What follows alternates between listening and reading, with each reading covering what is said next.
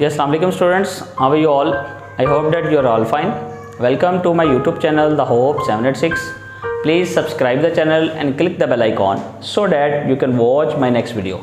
जी students, आज lecture number 20 B English fourth year modern essays की series हम कर रहे थे. This is the last lecture of B English fourth year modern essays and today we have a modern essay of the vitamins. Vitamins जो इंसान के अंदर मौजूद होते हैं, फॉर एग्जांपल जिस तरह vitamin A, B, C, D, E, K, C, what हम उसको आज डिफ़ाइन करेंगे. और केनिथ वॉल्कर जो इसका राइटर है उसने बड़ा ब्यूटीफुली हमें तमाम विटामिन्स के बारे में बताया है. So students, let's start with the definition of vitamins. What is vitamin? Vitamins is an organic compound that is and very essential for one body and needs in small quantities. ठीक है जी. ये बहुत ज़्यादा जो इम्पोर्टेंट ऑर्गन है इंसान में और डिफरेंट जो ये चीज़ें क्रिएट करता है और स्मॉल क्वांटिटी इसकी हमें इसकी ज़रूरत पड़ती रहती है. विटामिन्स कहाँ से लिया गया जी? Vitamin is drive from the word vitamin given by Casimir Funk in 1912 के अंदर. ये स्टूडेंट्स आज इसकी जो थी इसकी इम्पोर्टेंट जो डेफिनेशन थी वो हमने की. इसके बाद इसको टू क्लासिफिकेशन है इसकी. There are two classifications of vitamin. इसको टू डिफरेंट कैटेगरीज में डिवाइन किया है केनेथ का वॉल्कर ने.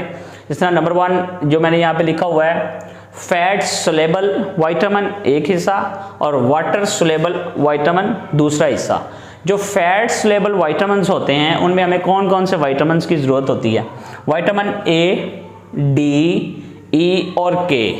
विटामिन ए, डी, ई और के हमारे फैट सोलेबल विटामिन्स में आते हैं. और वाटर सोलेबल विटामिन में स्टूडेंट्स हमारे पास विटामिन बी और सी कम्प्लेक्स, ये चीज़ें आती हैं. यहाँ पे मैंने एक जो ड्रॉ बनाया हुआ है, एक टेबल बनाया हुआ है.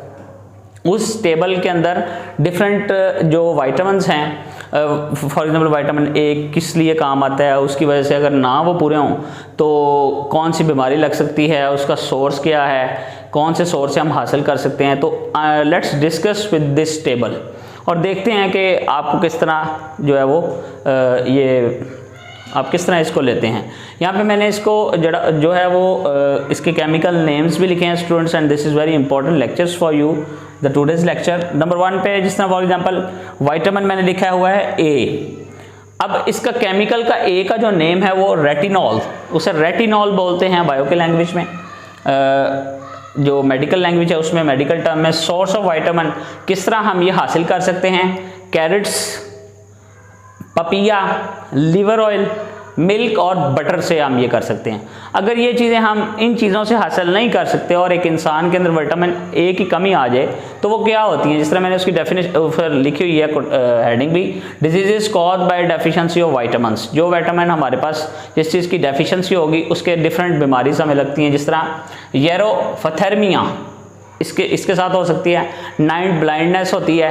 जिस तरह आपने अक्सर देखा होगा लोगों को रात को नजर आना बंद हो जाता है, तो विटामिन ए की वजह से होता है. नंबर 2 पे जी हमारे पास है जी स्टूडेंट्स B1. B1 में जो हमारे पास विटामिन है जी थायमाइन हमारे जो सोर्स है वो कहाँ से हमारे पास आता है जी? Yeast, milk, green vegetables and cereals, दालें और ये वो सारी जितनी चीज़ें होती हैं, दलिया, ETC और सीरियल्स.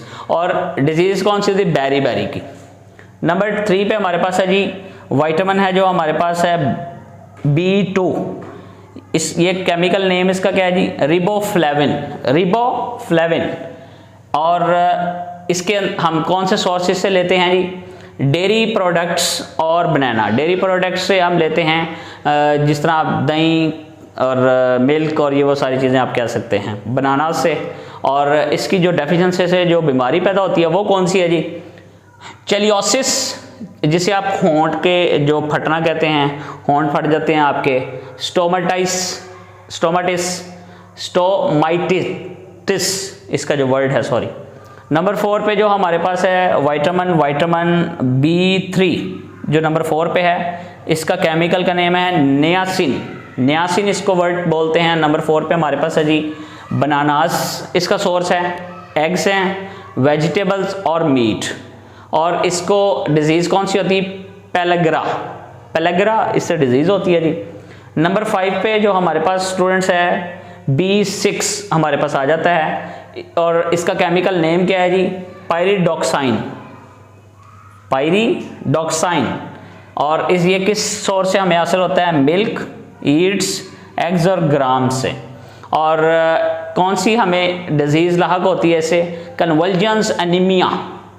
नंबर 6 पे हमारे पास है जी students B12, vitamin B12, cyanocobalamin, cyanocobalamin number 6। और इसके साथ जी milk, curd, cheese, meat and egg से होती है जी। और कौन सी हमें बीमारी से लाहक हो सकती है डिजीज़? Pernicious anaemia.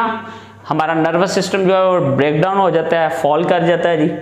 नंबर 7 पे जी हमारे पास हमने अक्सर देखा होगा जी, आपने ये चीज़ फलानी खाई जी, आपको विटामिन सी की कमी है जी। अक्सर डॉक्टर भी कहते हैं विटामिन सी, डी ये ज़्यादा कमी होती है। जो सी में क्या इसको बोलते हैं?